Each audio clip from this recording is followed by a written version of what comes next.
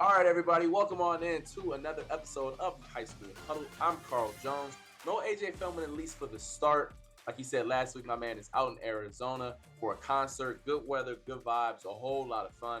I'm jealous of him. As y'all know, I talk about the weather each and every week, and good weather where I can, chill, relax, go outside, wear a t-shirt. That's my cup of tea. So I'm jealous of him right now. But he did leave you guys with an interview that will be shown later on from Jeff Mliner from the Empire State Takeover. They preview the upcoming girls slate this weekend from Schrader, Canandaigua, and Waterloo girls. Great, informative, entertaining interview. Please stick around for that. But before we get any further, we got to talk about March Madness, the college edition.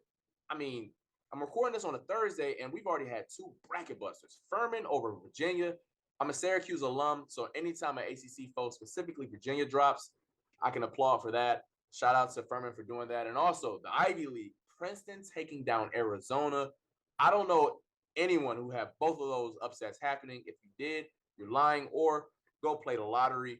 You got really lucky in that regard. And speaking of March Madness, let's start with the high school. Let's get right to it.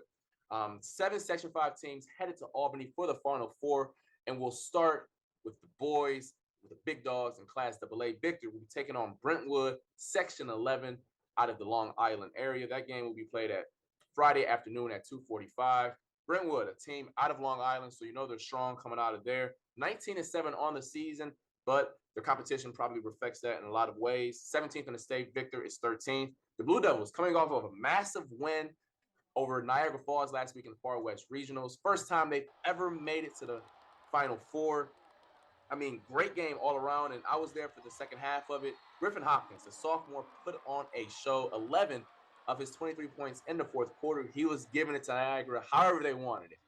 Corner threes, step backs, turnaround J's, floaters at the rim.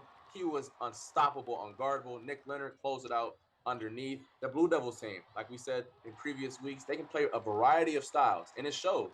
Niagara Falls wanted to speed them up, but Griffin Hopkins, Garrett Clare, they were able to keep things in control and come away with a very impressive victory. The Victor community was all there showing love. That's always cool to see, especially in high school sports. On Brentwood's side of things, they're also looking for their first state championship. They were 11-7 at one point. They've since then rattled off 8 straight, so they're getting hot and peaking at the right time. They do have a state title appearance back in 2019, but did come up short.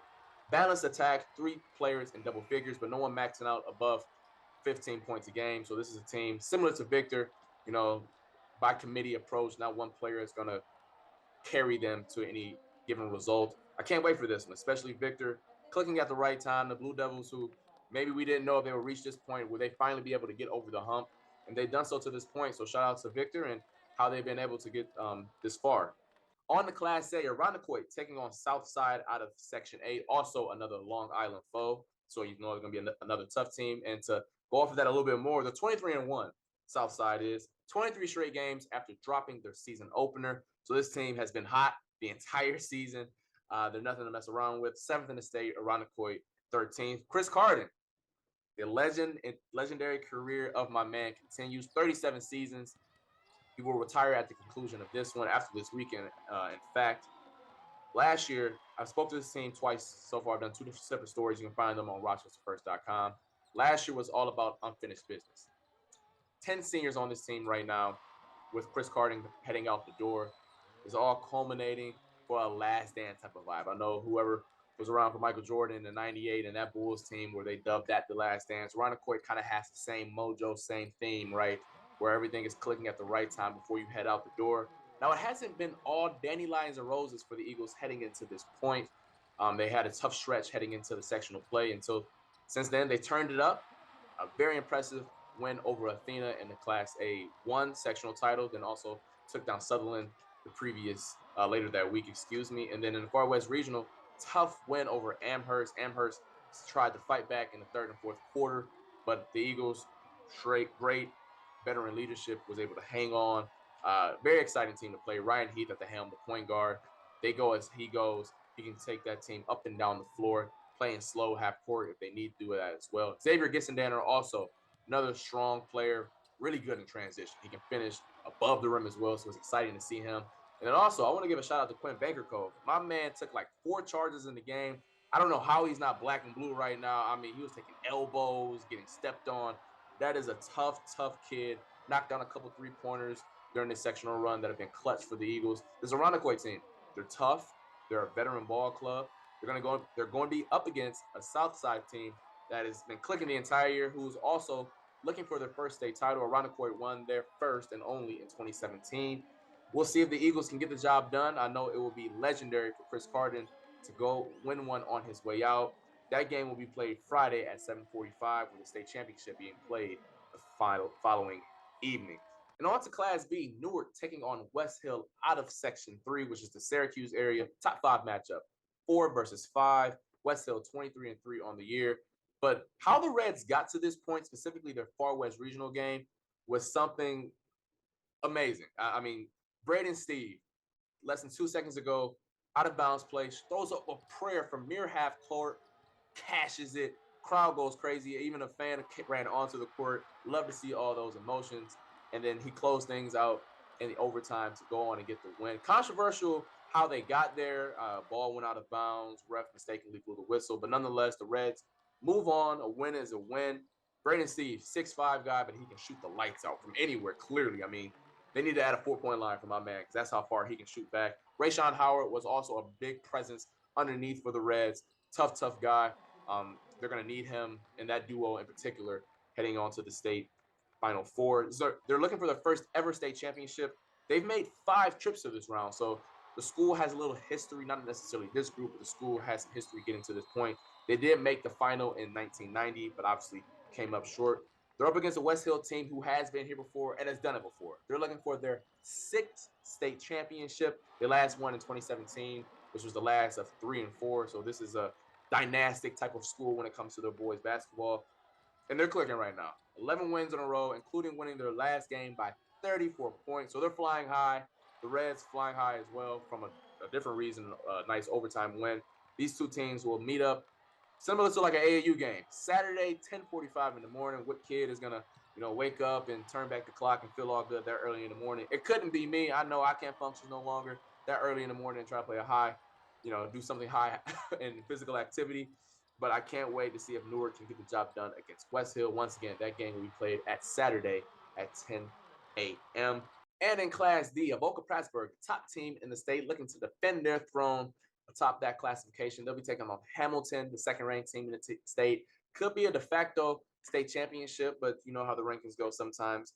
Avoca Prattsburgh just won their last game by 32 points. This is a team who gets up and down the floor. They put up a whole lot of points, light up the scoreboard. Very exciting team to see. That game will be played Saturday at 2:15 p.m. Enough of me. Enough of me. Jeff Mliner and AJ Feldman, great informative interview, previewing, breaking down the girls' slate. We'll have that for you right now. And as we just mentioned, time now to bring in Jeff Mliner of Empire State Takeover. You can follow him on Twitter at NYS Takeover, online at Empire State Takeover, the best source for girls basketball in New York State. Jeff, thank you for once again coming on the show for us. Happy to be here. Another year. If I'm here in mid-March, it's a great time of year for basketball, and apparently means good things for Section 5 too. Yeah, this year not quite as successful in the Far West Regionals last year, but we have 3 teams advancing onto the state Final Four. We'll get right into it. All 3 of these games, the Class AA, A, and B, they are playing Friday and on Saturday. So we will start in Class AA. We've got Webster Schrader taking on Baldwin. This is Schrader 4th in the state, Baldwin at 9th in the state. And first, let me just get your thoughts on the Far West Regional matchup. They're able to take an impressive victory, take down Maddie Francis. What did you kind of see most from that game as Schrader was able to come away with the win? Schrader, I've seen it a couple times, and I said this to somebody, or I think more than just somebody. When they got down big early, Lancaster was up 17-2 late in the first quarter.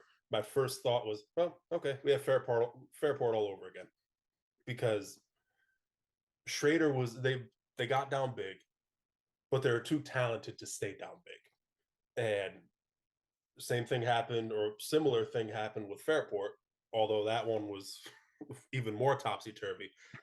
down 13 to up 13, but they've fallen behind. They fell behind double digits 2-3 weeks ago, weathered the storm, dug in, got some gritty points, got stops, and turned the tide. Same thing with Lancaster, where all right, they're down 17-2, but they're able to dig in, get some stops, get the tough points, and turn the tide once again. I've seen them a couple times when they came out to Amsterdam over the course of the holiday break for the Amsterdam Holiday Showcase. Played Wallkill, who won Class A in Section 9 and they fell in the regional final to Panis, and then Colony, who was a tough double A out here.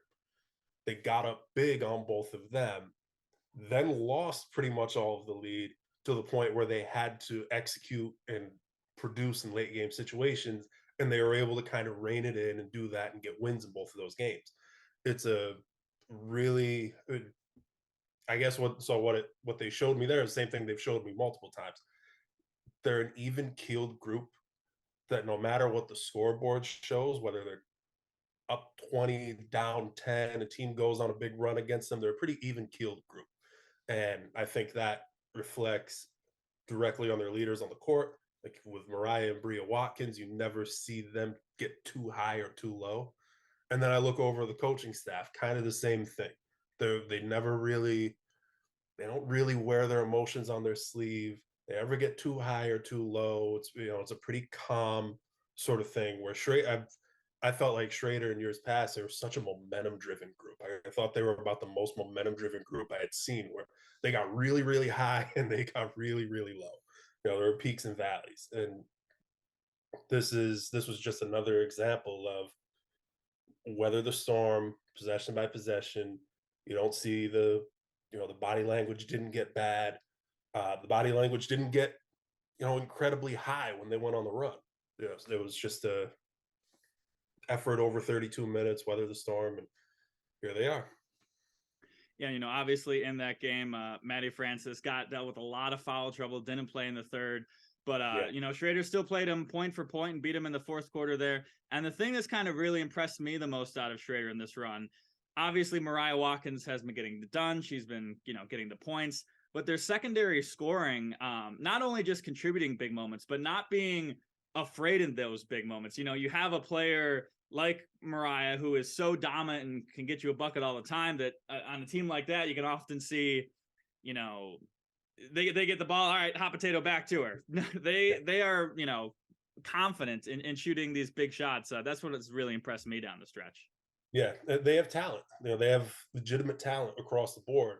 And I think two keys for them, one of them, Mariah, we'll just speak on Mariah, just her own. She's improved to the point where she can be a half court scorer. Nothing is insanely flashy, but she's fundamentally sound. She's done a better job of being able to create off the dribble. The mid-range game has improved, where on top of being that athlete with that sort of size at 6 foot and able to finish over the top when she gets to the rim, she's molded herself into beyond, when she was young, 8th, 9th grade, she was a dynamic weapon in transition, which she still is in an up-tempo setting, but now she can score in the half court, which that brings her to the point where you see her with all these, 34, 28, 31. She's just going to get hers. And there's not a whole lot that you can do about it. But beyond that, they have talent. They put talent at all 5 positions. Talent that would maybe be in, well, not maybe, would definitely be in bigger roles in a lot of other places. But you've got kids that have accepted their roles and are willing to kind of be stars in their roles. Bria Watkins would be a 20-point per game scorer in most schools in Section 5. She's been fine with it. I think she scores, averages like lower double digits. She's settled into that primary facilitator, distributor role and done a very good job with it. Sarah Ferruza and Ava Gallup, they would be primary front court scoring options a lot of schools in Section 5. They've settled into kind of that complementary role where they're able to play off Mo and Bria and score with a certain level of efficiency. Maya Perales, same sort of thing. She's settled into a role as a 3-and-D kid, and I thought she was really important in that Lancaster game with what she was able to do defensively in the backcourt, where Lancaster Schrader's going to score. It doesn't matter. They're good luck trying to hold them to mid to upper 40s. Schrader's going to score. In order to beat them, you have to score with them. If and for Lancaster, even if Maddie Francis didn't get in that foul trouble, they still would have needed production from the backcourt. Maya Perales was a leader and doing a very good job defensively on the backcourt, keeping him in single digits. Addison Morgan comes off the bench. I've been calling her super sub on social media. She's got like that microwave sort of quality where 95% of schools in Section 5, she starts. She comes off the bench and plays freely with this group. So they've got a lot of players. They have talent that they've all been willing to kind of accept roles for the greater good of the team and be the best that they can be within those roles. Yeah, and then they are taking on Baldwin, 9th in the state, the team that lost to Bishop Carney in the sectional, the state championship game last year. They bring back quite a bit of talent from there. They've got a lot of young talent on that team. What should be watching for Baldwin this weekend? The fact that they're back here, to me, is a testament to the depth of the program, the style in which they play, and Coach Catapano always just kind of getting them, coaching them up and getting them back. And it's a 12-month sort of program because they've dealt with a severe injury issue over the last year or so. Their best player hasn't played a second all year, and she's not walking through the doors this weekend either. Dolly Moreno, Division I commit going to Stony Brook. She tore ACL last spring, summer. So they haven't had her for a second. Linnell Granum, who was second or third, one of their top 2 or 3 kids last year, same thing, tore ACL last year. She's come back and she's played a bit for them, especially over the last couple months, but spot minutes off the bench, tries to give them a boost offensively. She's not back yet. Another backcourt kid, Caitlin Simpson, who was a key player for him last year. She had a knee injury last year. She's played most of the year, but she's just part of that knee brace, knee sleeve, still working back into full strength sort of club. And the fact that they've made it back, that's it's a testament to them with all of the injuries that they've dealt with, and whether it's kids that have been out or kids that are playing but not 100% and trying to work themselves back into full form. So again, the fact that here we are, it's Baldwin's a Long Island champ again. That's a testament to the depth and to Coach Catapano. They have, like you said, they're young. They start, I think, a senior, 3 sophomores, and an 8th grader. It's a guard-heavy group, dribble drive.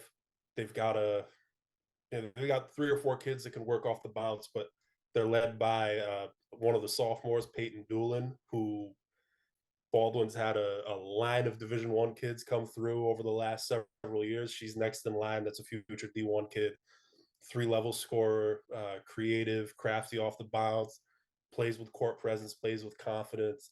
And she's a 12-month kid, always in the gym. And you can kind of see that with her poise on the court. Had a big start to their game in the Long Island Championship against Walt Whitman. I think she had close to 20, 15, 17, 19, something like that in the first half, which got them on the right foot in a game that was low scoring. They scored 39 and ended up winning. Athletic, scrappy, quick guards. They try to get up, pressure the ball, 2-2-1, drop back in the half court man-to-man, but they're always trying to get up and pressure the ball, create havoc, turn teams over. So that would be key for Schrader, a team that does, Schrader checks off a whole lot of boxes as far as championship level team. They don't have like a pure point guard. So keeping turnovers to a minimum. And I think they'd be fine against a 2-2-1 because they're able to create passing angles. They've got that height, 5'10" to 6 foot at 4 different positions. But, with creating passing angles and connecting passes, but that'll be key for them to keep turnovers to a minimum. They want to play with pace too, but control the chaos. Don't let it be Baldwin's kind of fast. So that's two teams that have a similar desire to play fast, but different ways that they want to do it. And then in the other semifinal, we've got Liverpool making it to the state Final Four for the first time in 35 years, taking on White Plains, who upset Magnus to make it to the state Final Four. Kind of, what are you most looking forward to in that semifinal game?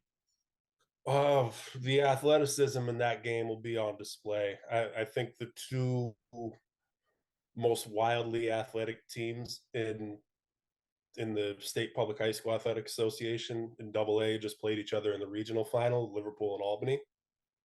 And Liverpool got a little bit of redemption in that one. They quote won the one that mattered. They played each other at the Amsterdam Showcase. Probably, I think it was like the game after, 2 games after Schrader Wallkill, and it was testy. It was, felt like 5 seconds from a fight for the entire second half. Albany beat them up pretty good. I think the final score was 16, but they were up 20 something in the third quarter. Liverpool got them back in Syracuse last weekend. Played, ended up being a game that was played in the 50s and ended up coming out on top. And that's Liverpool. I watched them early in the year, and they have a very specific identity. It's a really athletic group. They've got a physical front line led by Nevaeh Wingate, who's committed to St. John's. They play 1-3-1, like, if not 100% of the time, 99.9% of the time. They might play one possession a game that isn't 1-3-1, and then they go back into the 1-3-1, and that's what it is. They had some issues. I watched them lose to Rome Free Academy, who had a physical Division I level guard, but like a physical guard, physical dynamic athlete that was able to get past that top line and put pressure on the back and put pressure on the midline. And she was able to kind of put her shoulder in and get all the way to the rim. Same thing with Albany. Albany's got a guard like that too, and a Zira Gates. The second time around watching him, because I was in Syracuse when Liverpool put it on RFA in the sectional semifinal, and then they did the same, didn't put it on Albany, but ended up beating them, had a much more success dealing with that kind of guard. They get to deal with that kind of guard again, White Plains, with Aaliyah McIver, committed to Ryder. Strong, physical sort of guard that's able to put a defender on her hip and put him in purgatory. The difference with White Plains is they have multiple guards, where RFA was totally centered around Amaya McLeod. Albany's got a lot of players. They got a lot of kids that can play, but from a guard standpoint, they work around AZ. White Plains has numerous guards with Aaliyah McIver and why I'm blanking on her first name. Last name's Plata. That's gonna kill me. But 1,000-point scorer, kind of like a thunder and lightning sort of combo for them. So I'm curious as to how Liverpool's 1-3-1 is going to work against two guards that can create like that. I'm also curious about White Plains is kind of they've got a 6'1" kid in the middle, but for the most part, they're kind of a smaller team. When they play a team, White Plains goes man.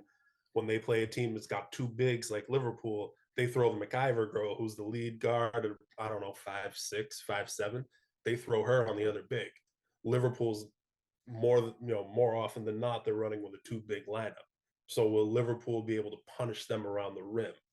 That should be. I'm curious as to how that's going to go, because it's two very athletic teams. Stylistically, they're kind of different, though. I'm curious as how that one will shake out. Quick Google search has I'm going to pronounce this probably incorrectly. Inievi Plata? Anivi Anivi. Plata. There we go. Thank you. that just goes to show that Jeff is doing this all without notes, so makes it even more impressive. Moving down to Class A, Canandaigua making it from Section 5 in what we might have heard on Twitter around the state, controversial fashion, so to say. Took down Hamburg in the Far West Regionals. That was a game where Canandaigua got up early. Hamburg got back into the game. And then in the third quarter, Clara Strack had an and one opportunity. She made the layup, the first half of it. Canandaigua took a timeout. When they came back, she made the and one part of it. That and one never got put onto the scoreboard. Hamburg raised a little bit of a fuss. The scorebook keepers converged.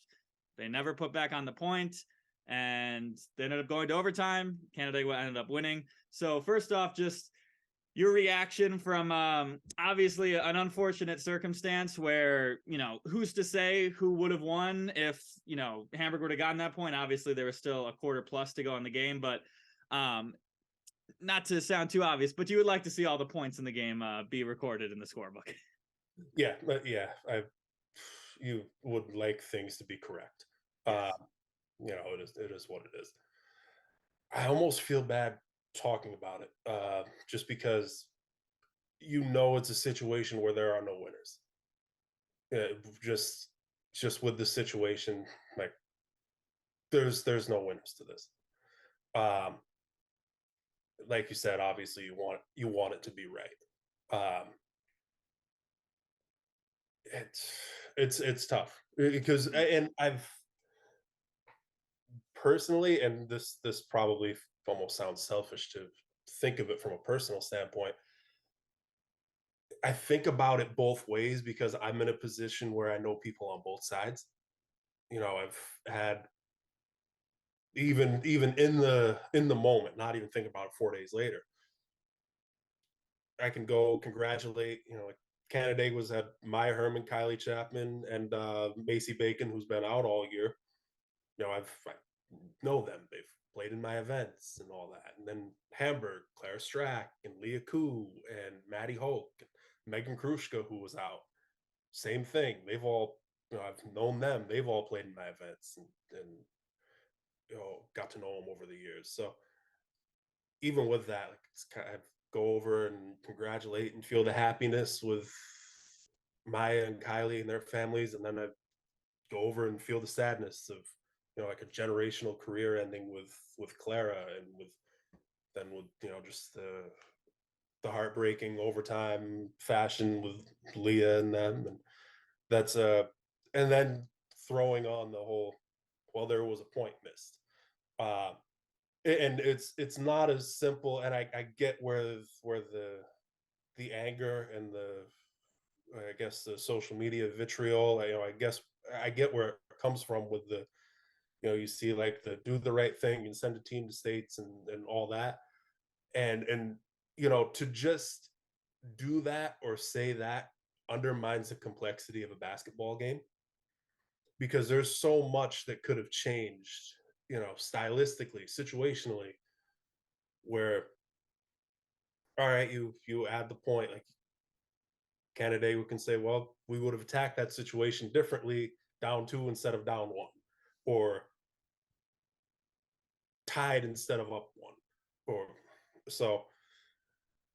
I guess and I feel terrible. It's just there's no win. There's no winners in the situation. I guess a point that's worth bringing up is, this is probably the loudest example, and I unfortunately don't specifically know the exact rule of how to go about it, but whether it's with the game official or with the section official or with whatever, but there was that conversation that was had in the third quarter between, there was a referee, I saw the books get together. Don't know what was said in that conversation. Obviously it's got something to do around the discrepancy of the point. In that moment, or while the game is going on, you have to say, you have to explicitly state, playing the rest of this game under protest. if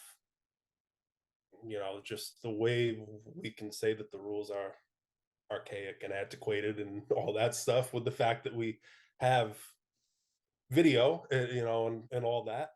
So if we can say that the rules are archaic, and I'm a fan of calling rules archaic, but that's gotta for I think every coach, it would be every varsity coach in every sport, it would kind of behoove everyone to go brush up on that rule, as far as filing, or in athletic administrators to to play a game under protest and explicitly state that in the moment, all that. But yeah, I mean, it sucks. Like, there's no, you can't just take it from Canandaigua, because there's so much that could have changed. And now I know I'm rambling here, but here's reality. Let's say, all right, game is played under protest. They see that the error happened. I'm assuming what happens at that point is you then go back and you have to replay the game from that point, from whether it was 27-25 with X amount of time in the third quarter. Is that game going to be officiated the same way? Because it was first half had a little not over the top, but it had a little bit of physicality to it. Clara goes down, hits her head on the floor at the end of the first half. The whistle changed in the second half, like, there's no two ways around it. The whistle changed in the second half, and it changed for both teams. The contact was pretty much completely taken out. Hamburg was actually called for more fouls, because it was, their form of physicality was kind of hand check, hip check, ball handling. It probably hurt Canandaigua more, because where the physicality was taken out for them was they had to go completely vertical on Clara. Good luck going completely vertical on Clara with that team. She's really tall and really good. So that turned into 16 third quarter points for her, or whatever it was. So is that game called the same? There's so many different variables to throw into this situation. But that's a really long way around saying it sucks. Yeah, and the whole game under protest thing, I feel like that's something that in the moment you hear more about with baseball or softball. I feel like that's tossed around a lot more frequently, where I think people are probably more caught up on the rules on that. And And stuff. What was that? Pitch counts and stuff. Stuff like that. Interpretation of the rules, because baseball is such a there's so many different things in baseball where if a rule isn't applied correctly. I feel like that's where you see it most. I haven't seen it too often in basketball. I know two examples of in the NBA, which kind of illustrates your point of the game would be different, and it is what it is. I remember a couple years ago, maybe 2019, I think, the Houston Rockets, James Harden goes up for a dunk. The dunk, I forget which one it was. It would either went off a defender's head and bounced out, or it just flipped around the basket in a way where it didn't look like it counted. The ball went in the basket. The Rockets protested that. Basket was also in the second quarter, and the commissioner, Adam Silver, said, "You know what? You had enough time to correct your mistake. We're just going to go with it." And then the other one, which was very funny, is back in, I think it was like in the 2000s, Shaquille O'Neal got fouled out with like a minute to go in the game, but he actually only had 5 fouls.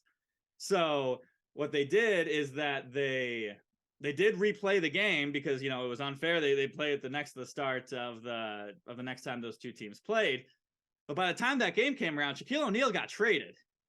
So he wasn't even on the floor to play in the game in which they were protesting, because he wasn't on the floor. So I think it just goes to show that this happens in the NBA. Obviously, we don't want it to happen, but a tough situation for all involved. But it leads to Canandaigua going to the state Final Four. They will take on Manhasset, ranked 6th in the latest state rankings. I know this is a team from Long Island, which, as you might expect from a Long Island team, there's a lot of lacrosse players on it. A freaking lacrosse game that could be played at Hudson Valley Community College would be incredible. Too bad I don't do lacrosse. Uh, I know Canandaigua's got Liv Shore in their starting lineup, who's Stony Brook Lax commit. I'm sure they got another D1 lacrosse kid on the bench somewhere. I don't know, but it's Canandaigua. I'm sure there's another one. Yeah. Manhasset's starting lineup features Duke lacrosse signee, and that's their top kid, Caitlin Barrett. They've got a USC lacrosse commit. They've got a Loyola lacrosse commit.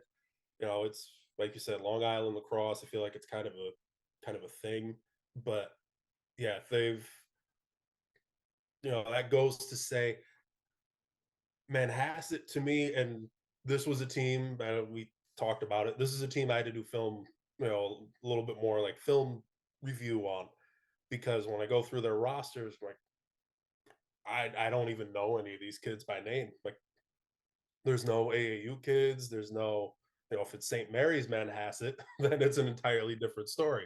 But Manhasset High School, like these kids, there's nobody that I can think of off the top of my head that's like a basketball player. They play basketball, but a basketball player. And that's, you could play going back on NFHS, watching the Long Island stuff, which by the way, the play-by-play and whatever with the Long Island championships, that they did a fantastic job.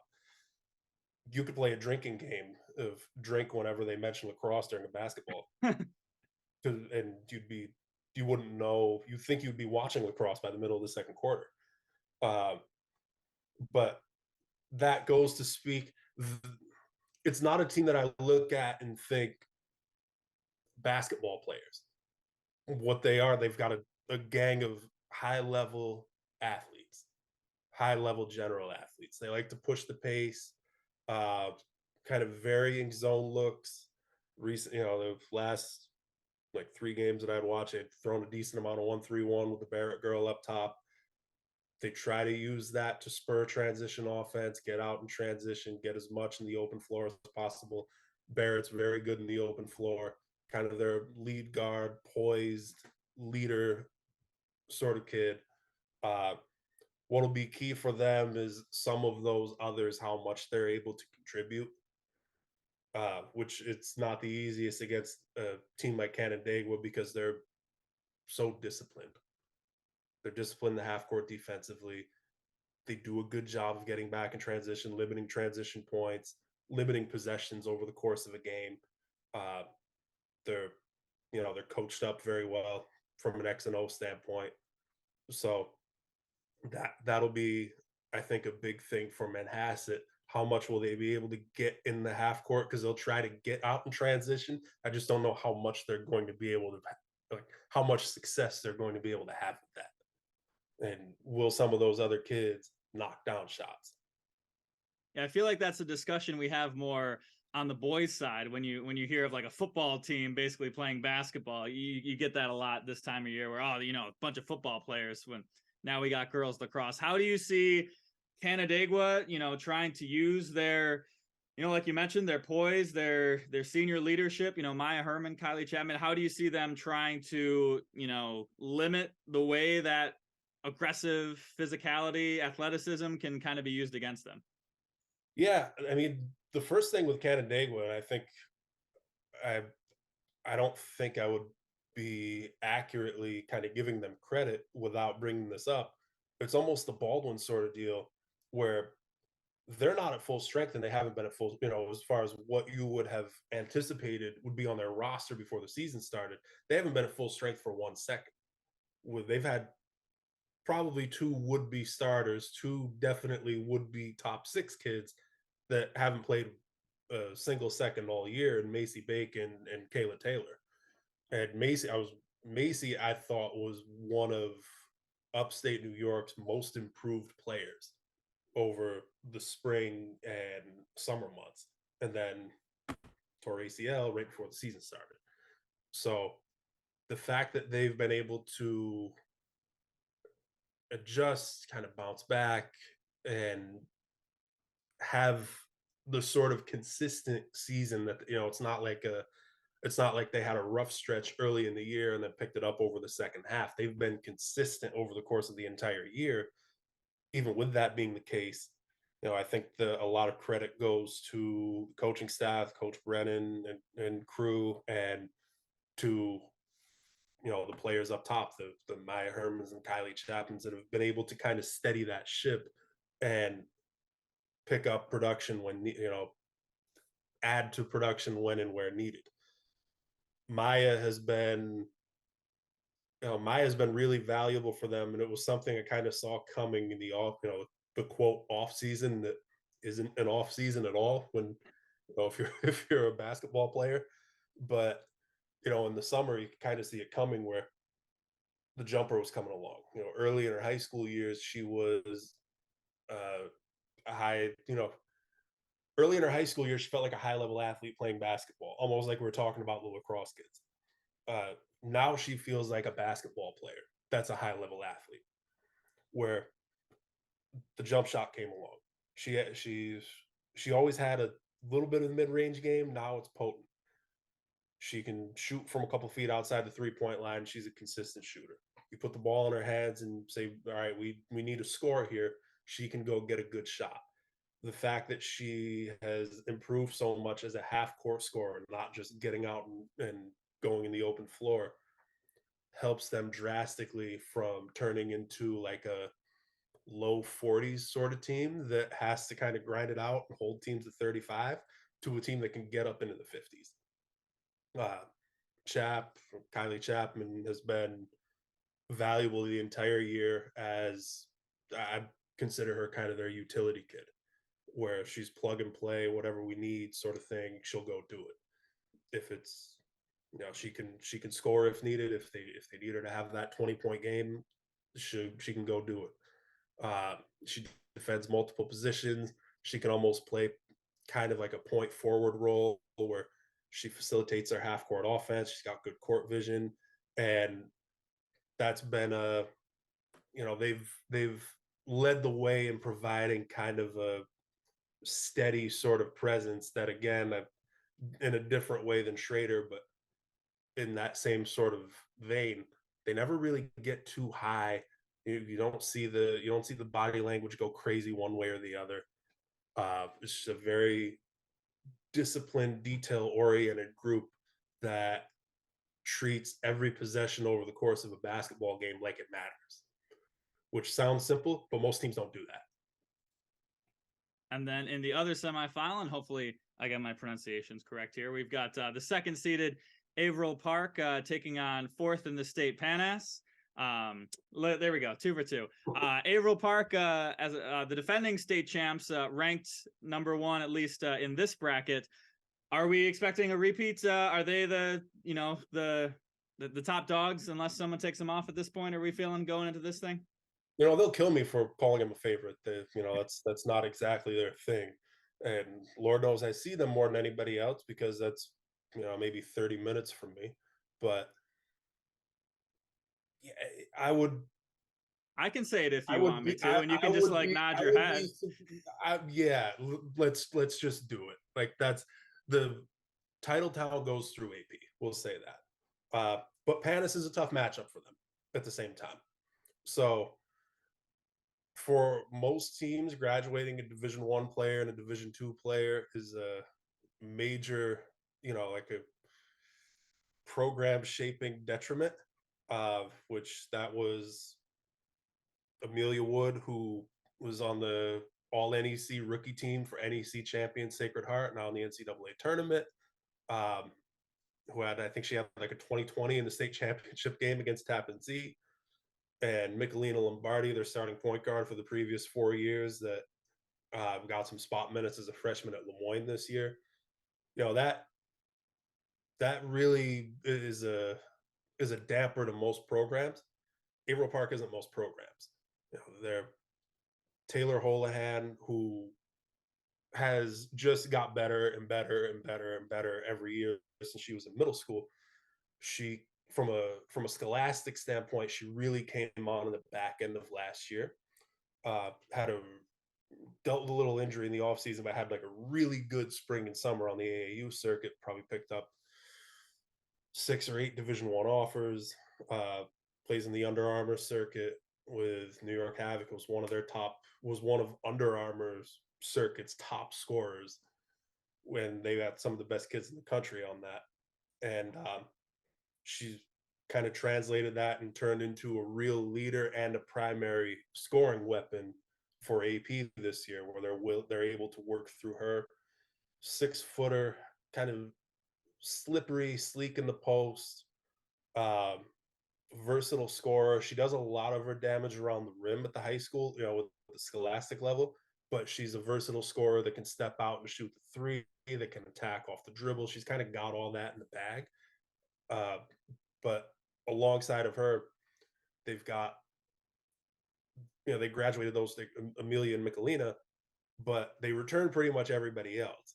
Bailey Lang got a lot of minutes for him last year, kid that'll play at Western New England next year. Tatiana Toon was a starter last year that's returned and has been a key player for them this year. They had a group of kids that were freshmen, now sophomores, that were at minimum on the team. A couple of them were rotation players that got some minutes in that run last year.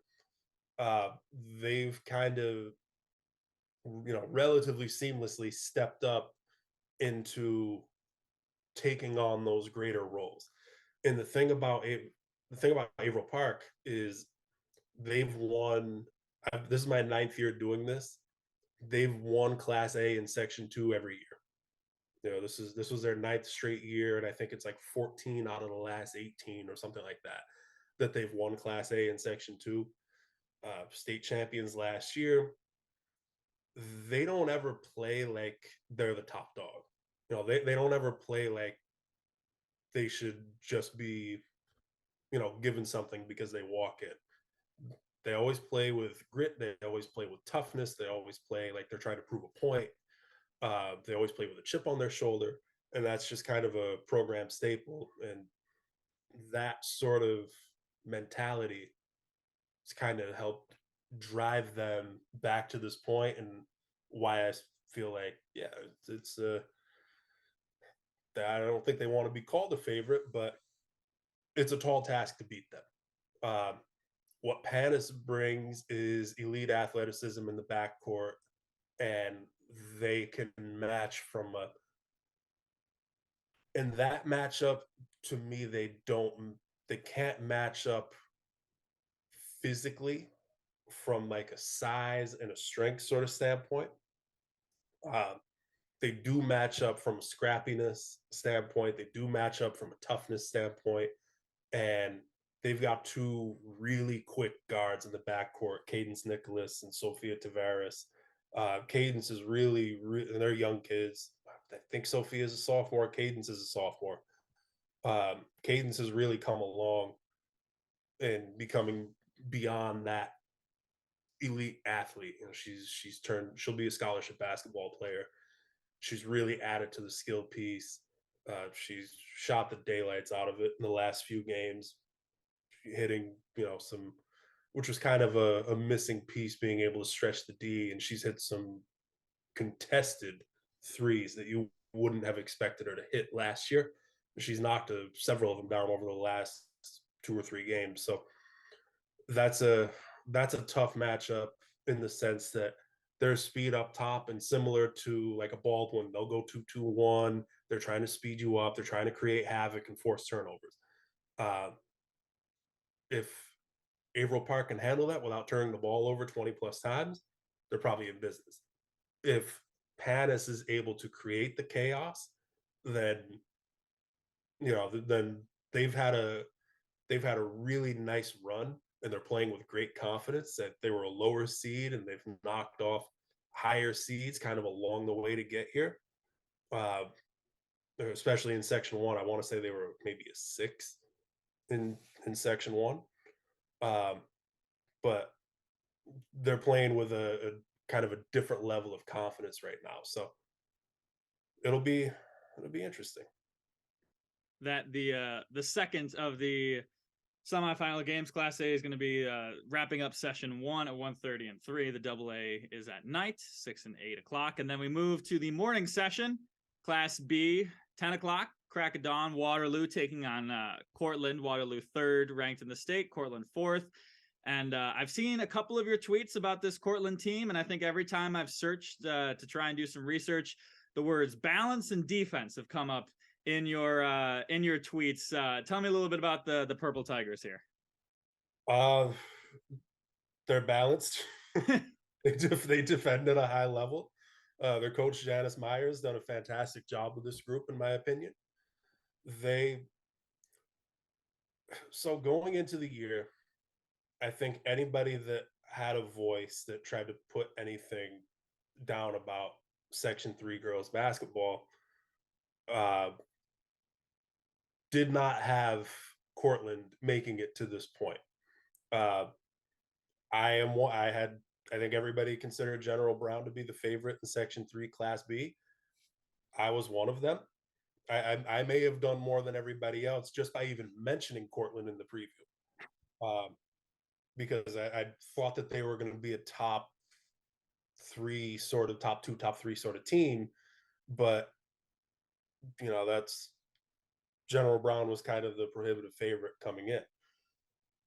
The reality is that this year's Cortland group has actually kind of turned into last year's they remind me of last year's General Brown team that made it to this point, to the Class B semifinals, ended up losing to eventual champ Shalmont. They, again, a very sort of balanced group, very active defensively. They're a zone team. It's long and rangy in the zone.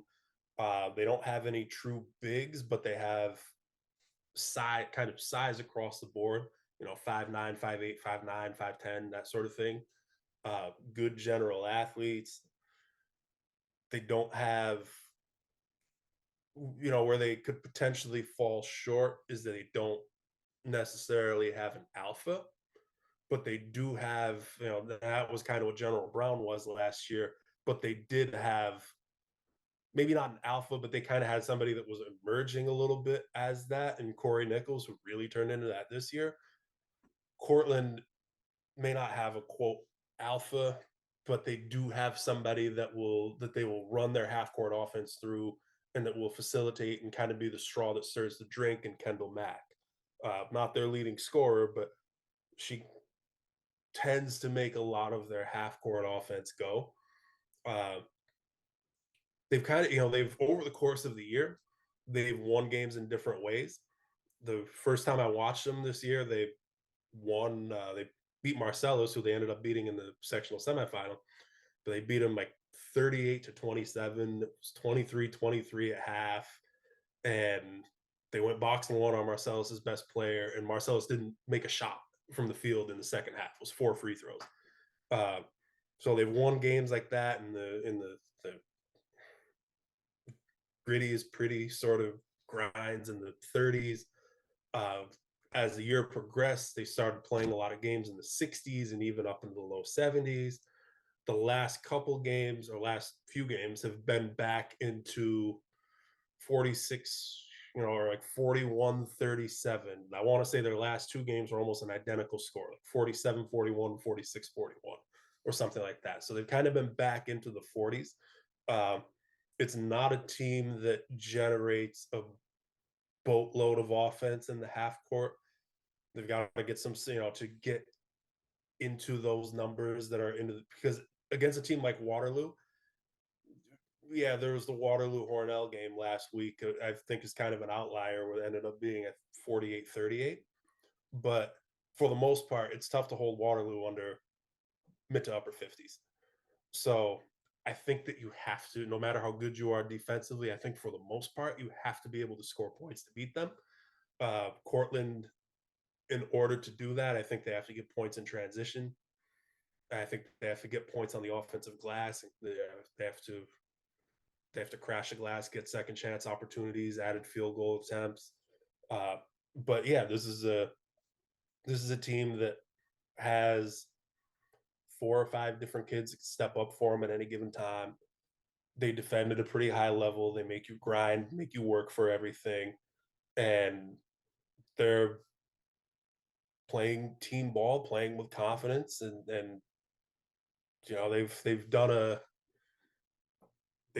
good work to obviously to get to this point. This is something that Cortland is not used to. This is their first year down in Class B. They've been an A for God knows how long. The last time I saw them at this point was actually before I even got involved in girls basketball, but I remember them in the A final probably like 10 to 12 years ago. But this isn't something that they're known, this isn't like a perennial power sort of thing. So kind of flipping that, putting it together, getting used to winning, finding ways to win these close games. It's been a nice run for them to get into mid-March. Yeah, this is Cortland's first ever trip to the Final Four, and taking on the other hand, a Waterloo team that is very experienced, that made it all the way to the state championship game last year. Obviously, a different team without Gio White Principio, but this is a squad that throughout their playoff run has attacked at times. They've gone on some big runs, especially in these third quarters. Morgan Caraballo, Natalie DeSanto, Jasmine Lewis. Just what have you seen from them as you've seen them go on this run to the state Final Four? Maybe I overreact by saying this because, we're talking about a team that, yes, it's a different team and they have a different style because of personnel, but it's a team that, has what, 4 of their top 6 back from a group that like lost by 2 in the state finals last year, or lost, one possession game, I don't know, 1 or 2 or whatever it was. But they were right there. And they were, I want to say, undefeated going into this game. But I was there when they lost to Palmac at the end of January. And to me, and again, maybe this is overreaction because we're talking about a team that, like defending state finalists and whatever, and going into that game. But I walked out of that gym feeling like that was potentially a make or break sort of game for them because they got pushed. They're on the road. They got kind of pushed to the brink, and they didn't respond well. Like I guess I can't really sugarcoat it. They did not respond well. They faltered late. They were, kind of frustrated, bothered by the moment, sort of thing. Ever since then, and that was kind of a make or break sort of thing to me because I'm like, all right, this is a different group, and now their button has been pushed. Nobody's really been able to push their button out here over the last few years. Their button has been pushed. They did not respond to it well here. How does it change? Or do they build from this? Or do things kind of spiral? And they've shown, kind of winning pedigree since then. Because their last 3, 2 of them I was in the gym for, but their last 3 games, they've trailed at half. They were down, Palmac again in the B1 championship, they were down 1 at half. Cornell, the one that I wasn't there for, I think they were down 10 at half. And then Depew, they were down 4 at half. So over the last few weeks, they've been in those sorts of situations that can test them again. And they've responded exponentially better with the huge, as you said, the huge third quarters, where I think the last 3 games they've went plus 19, plus 20, plus 15 in the second half of wins. And that's part of that is the style that they play. But now they're not allowing themselves to be chaotic in that style. If they want to put the heat on you, they want to put the pressure on you and try to crack you over the course of 32 minutes. Over these games where they've had other teams have given them the push early, they haven't cracked. They've just kind of stuck to it, played the same sort of way, and eventually broken through against some good teams to get to this point. Um, and it's been the seniors have kind of led the way in that. You said Morgan Caraballo and Jasmine Lewis, Natalie DeSanto. Morgan had a really good game a week and a half ago. Jazz had a fantastic game against Depew. DeSanto has been just kind of, D1 lax kid, right? Like small, speedy guard that has just been a pest. And she's been able to stretch the D, knock down some timely threes. But they were able to, she was a driving force behind. They were able to crack Depew. Like they were face guarding Kaylee Kristoff the whole game, and Kaylee made some plays early on. But it got to a point where they were able to speed them up in the third quarter, and they were able to make them crack. So a lot of, to me, and maybe an overreaction. I'm not in the gym with them every day. I've seen them a few times, but it's different not being around them all the time. But I felt like a lot of growth watching them in early March compared to the end of January.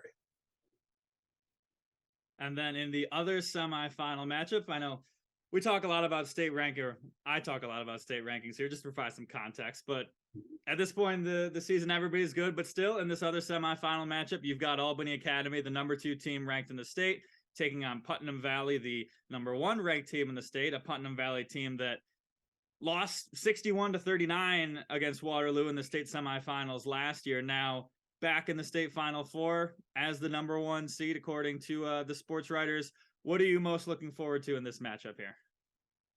With all due, and this is not me saying that. This is not me taking anything away from Cortland Waterloo, because whoever makes it out of that game absolutely could be who makes it out of the other game.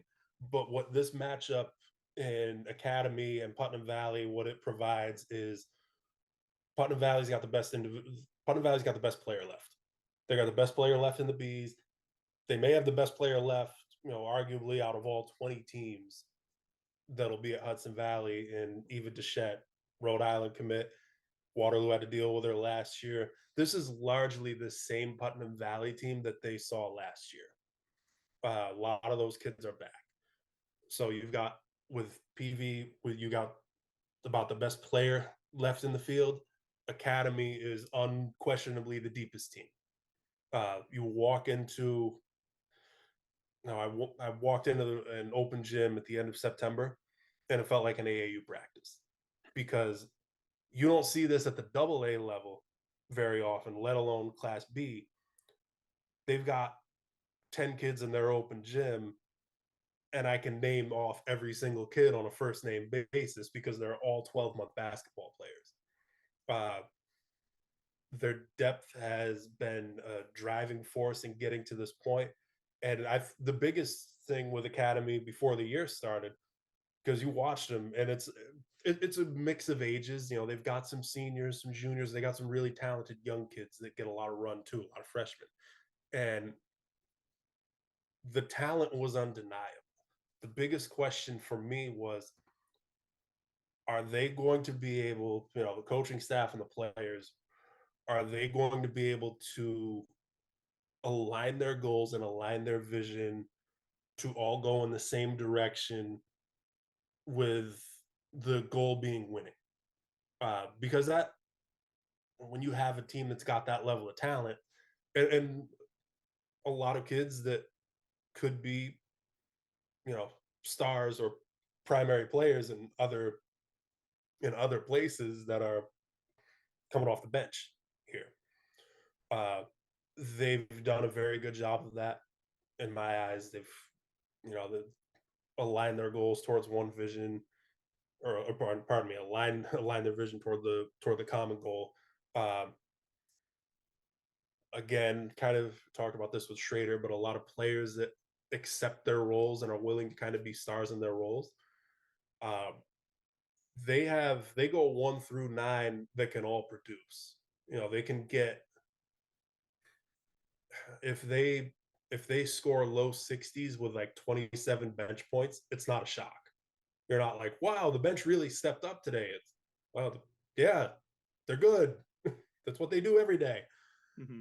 So that's it's deeper than that with the two teams that both defend. They do it different ways, but they have a lot of Putnam Valley and Academy. They both have a lot of firepower, but they've also at the same time they've kind of kept teams down into the 30s and 40s, so they both defend. But yeah, that's a kind of best player left in the field, deepest team left in the field, and I'm curious to see how that goes.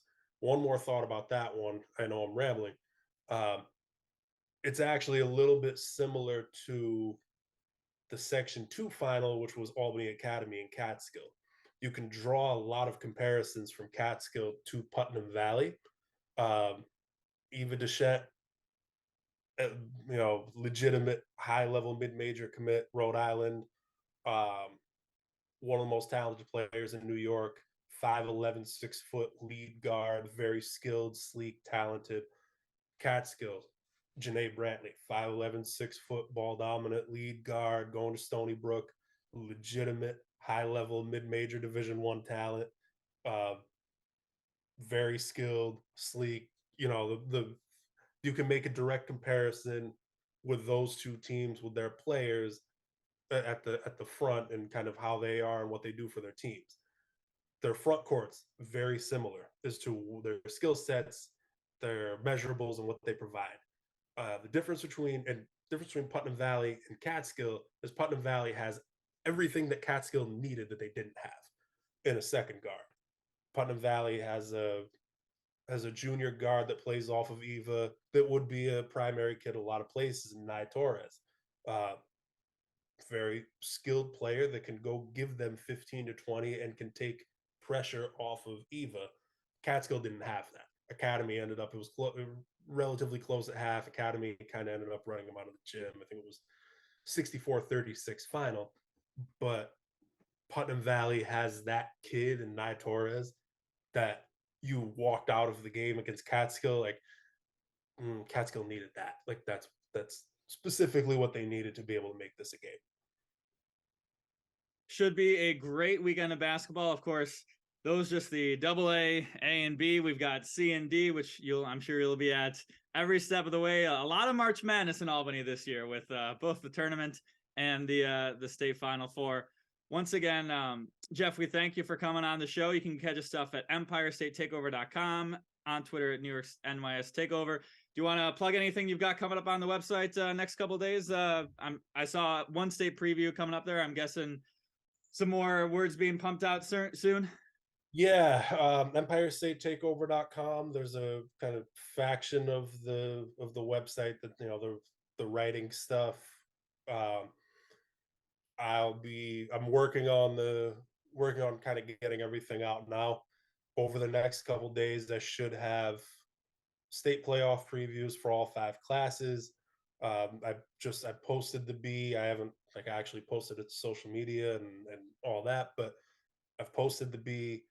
I'm working on a couple of them I have done now, but I'm working on trying to post them in chronological order of when they'll happen. BA, AA, and then DC is a Saturday, Sunday thing.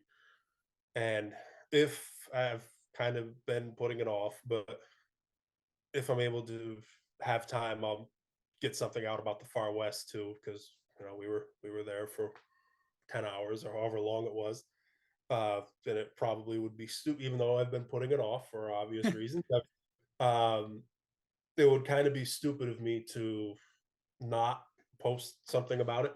So if I'm able to manufacture enough time to get that out, then I'll do that too. But yeah, that's EmpireStateTakeover.com for the website stuff. Obviously, social media. If I'm alive by Friday, I will be at Hudson Valley from front to back. It's all of 15 to 20 minutes from my front doorstep.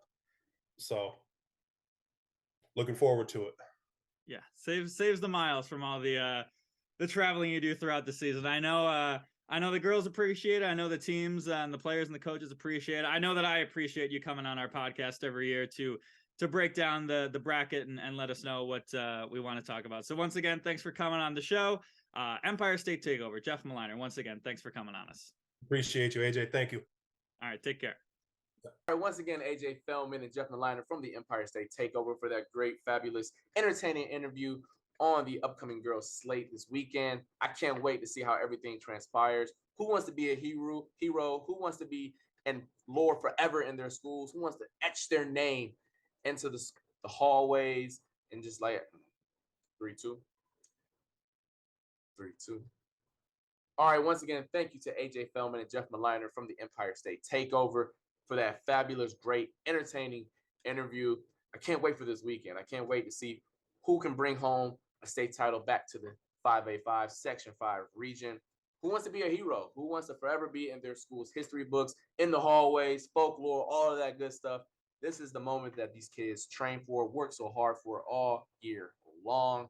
I can't wait. And most importantly, I hope the kids can stay safe, stay healthy, because that's what's most important at the end of the day. It's great to be a basketball fan. High school state championships, also March Madness. I know the brackets have already been busted, but you know what? This is what we live for. We got a couple more upsets on the horizon. You already know that's going to happen. Shout out to my Kent State Golden Flashes. I'm from the Northeast Ohio region, so I'm rooting for them this upcoming weekend as well. But that will be it for us this week on the High School Huddle. It's now time to break the huddle, as my man AJ likes to say. You can find us on YouTube, Spotify, Apple Podcasts, and most importantly, on RochesterFirst.com. We will more than likely have an episode for you next week. Be sure to tune in for that, and we will see you next time.